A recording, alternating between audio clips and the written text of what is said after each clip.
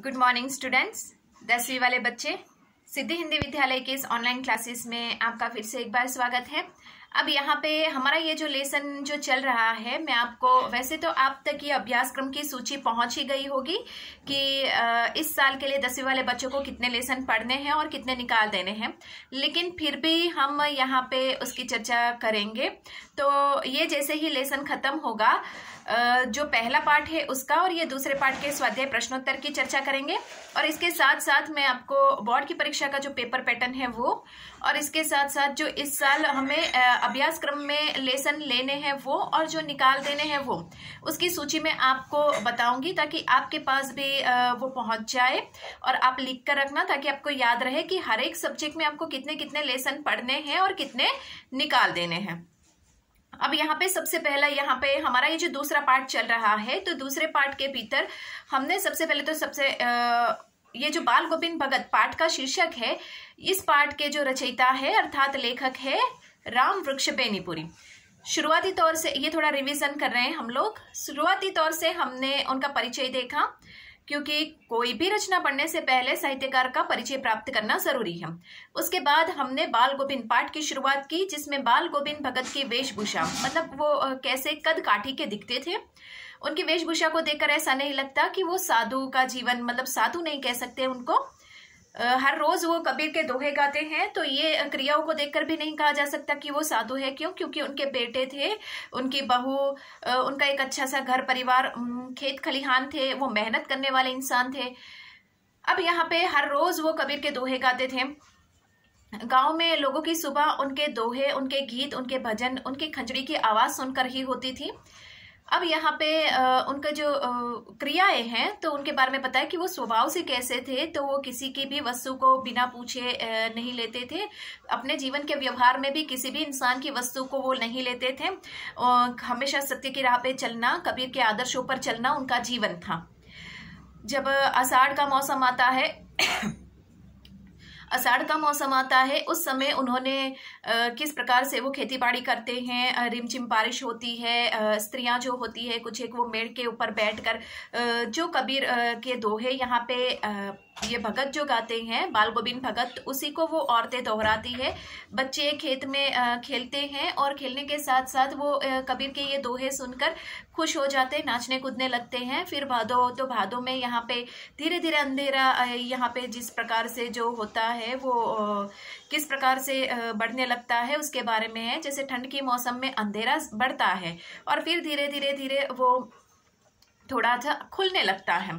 तो यहाँ पे बिल्कुल उसी प्रकार से यहाँ पे भादों में भी वो बैठते हैं सुबह के समय और खंजड़ी के साथ वो तरह तरह के दोहे गाते हैं, भजन गाते हैं, और उसी के साथ साथ एक हकारात्मक पॉजिटिविटी के साथ लोगों की सुबह होती है। अब यहाँ तक हमने देखा था। अब थोड़ा और आगे बढ़ते हैं।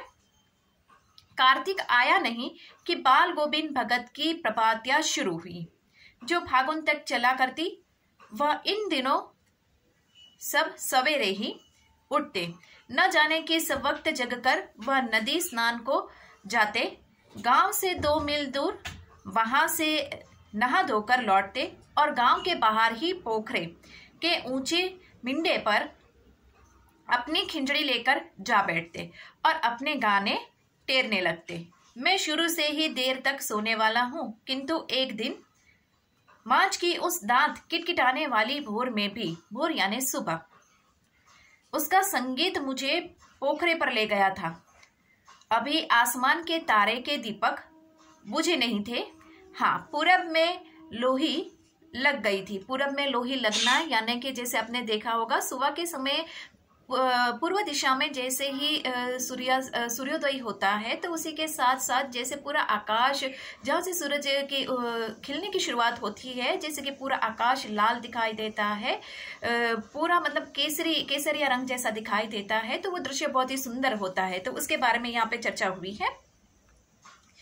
जिसके लालिमा को शुक्र तारा और बढ़ा रहा था, मतलब उस समय आकाश में शुक्र तारा थोड़ा सा झिलमिला रहा होगा। खेत, बगीचा, घर, सब पर कुहासा छा रहा था। सारा वातावरण अजीब रहस्यमय से आवृत मालूम पड़ता था। उस रहस्यमय वातावरण में एक कुश की चटाई पर पूरब मुंह काली कमली ओढ़े बाल गोविंद भगत अपनी खिंजड़ी लिए बैठे थे। अब यहाँ पे थोड़ा सा ये पढ़ लिया है तो हम यहाँ पे उसकी पहले चर्चा कर लेते हैं। ठीक है कि बाल गोविंद भगत सुबह में जल्दी उठते हैं। उठने के साथ ही वो सबसे पहले नदी या तालाब यहाँ पे जाते हैं, स्नान कर लेते हैं।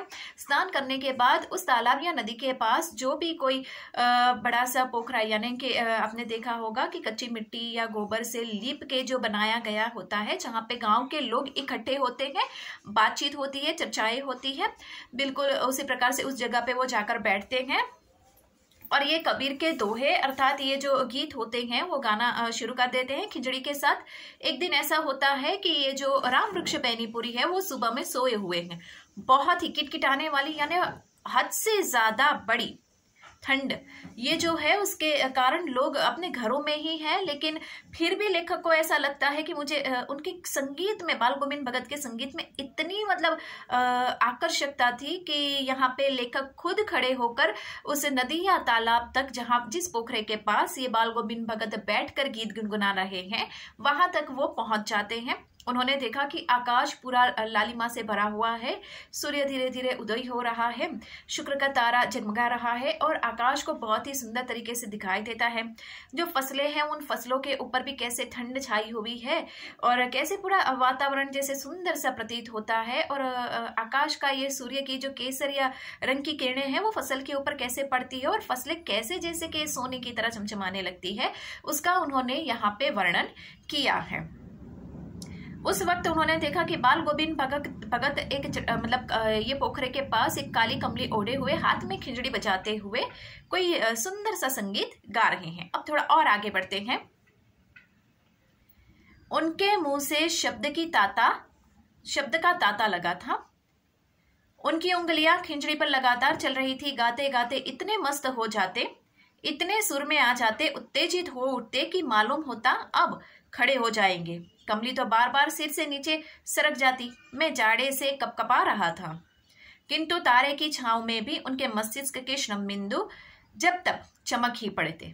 अब यहाँ पे ये जो पंक्ति है, इस पंक्ति में बताया गया कि बाल गोविंद भगत, मैंने देखा बाल गोविंद भगत को उस पोखरे के ऊपर बैठकर काली कमली ओढ़कर वो खिंजड़ी बजाकर गाते हुए। वो इतने खो गए थे गाने में कि उनको ये भी मालूम नहीं पड़ रहा था कि ठंड के मौसम में उन्होंने सिर के ऊपर से जो काली कमली कंबल ओढ़ के रखा था वो धीरे धीरे मतलब बार बार नीचे सिरक रहा था और उनके वो इतने खो गए थे मतलब खिंजड़ी बजाते रहे हुए और गाते हुए कि उनको बिल्कुल भी अंदाजा नहीं। अभी ऐसा मालूम प्रतीत होता था कि अब भी थोड़ी देर में वो खड़े होकर उठकर मतलब इतने संगीत में झूम जाएंगे, नाचने लगेंगे। ये सारी बातें कौन बता रहा है हमें? यहाँ पे ये राम वृक्ष बेनीपुरी ने अपनी आंखों से ये दृश्य देखा, वो हमें बता रहे हैं।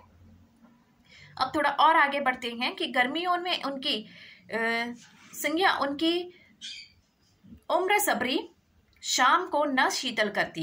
उनके घर के आंगन में आसन जमा बैठते। गांव के उनके कुछ प्रेमी भी जुड़ जाते। खिंजड़िया और करतालों की भरमार हो जाती। एक पद बाल गोविंद भगत कह जाते। उनकी प्रेमी मंडली से दुहराती तिहराती धीरे धीरे स्वर ऊंचा होने लगता। एक निश्चिंत ताल, एक निश्चित गीत से, उस ताल स्वर के चढ़ाव के साथ श्रोताओं के मन भी ऊपर उठने लगते। धीरे धीरे तन मन पर हावी हो जाता। होते होते एक क्षण ऐसा होता कि बीच में खिंजड़ी लिए बाल गोविंद भगत नाच रहे हैं और उनके साथ ही सबके तन और मन नृत्यशील हो उठते हैं। सारा आंगन नृत्य और संगीत से ओतप्रोत हो जाता है। कहने का तात्पर्य इनका इतना है कि बाल गोविंद भगत है वो गर्मियों के मौसम में किस प्रकार से उनकी जो शाम होती है या सुबह होती है उस समय क्या होता है, कभी कभी शाम के वक्त उनके जो दोहे हैं वो सुनने वाले और मग्न होने वाले कुछ एक ये दोहे या संगीत प्रेमी जो है वो उनके आंगन में जाकर उनको वहाँ पे साथ देते हैं। बाल गोविंद भगत गाते हैं, पंक्तियां दोहराते हैं और वहाँ पे जो संगीत प्रेमी होते हैं वो बैठते हैं, खंजड़िया करताल बजाते हैं। चारों तरफ खंजड़ियों करतालों के आवाज गूंजने लगते हैं। इतने वातावरण पूरा संगीतमय हो जाता है और यहाँ पे बाल गोविंद भगत गाने लगते हैं और उनकी मंडलियां ये करताल और ये खंजड़ी बजाती हुई जो बाल गोविंद भगत बोलते हैं उन पंक्तियों को दोहराते तिहराते जाते हैं, बार बार उसको रिपीट करते हैं और इतना सुंदर वातावरण संगीतमय शाम के वक्त दृश्य हो जाता है कि जैसे कि मन को हर लेता है। 2 पल के लिए ऐसा लगता है कि हम कहाँ आ गए हैं। अब बच्चों यहाँ तक हम लोग रुकते हैं और नेक्स्ट वाले वीडियो में यहाँ से थोड़ी सी आगे और शुरुआत करते हैं। करीबन 4-5 वीडियो में हमारा ये 3-4 वीडियो में हमारा ये लेसन जो है वो खत्म हो जाएगा। इसके साथ प्रश्नोत्तर की भी हम चर्चा करेंगे। आगे का जो पार्ट है उसके प्रश्नोत्तर की भी साथ में ही चर्चा कर लेंगे, क्योंकि आगे के पार्ट के प्रश्नोत्तर बहुत ही कम है। और इसके साथ साथ आपको ये जैसे ही लेसन खत्म होता है, मैंने जैसे आपको पहले बताया उसी प्रकार से मैं आपको ये हमारे इस साल अभ्यासक्रम में हमें कौन कौन से लेसन रखने हैं और कौन कौन से हमें इस साल के लिए निकाल देने हैं वो मैं आपको बताऊंगी। व्याकरण पूरा का पूरा लेना है, उसमें कुछ काट छाट नहीं करनी है। ठीक है, थैंक यू।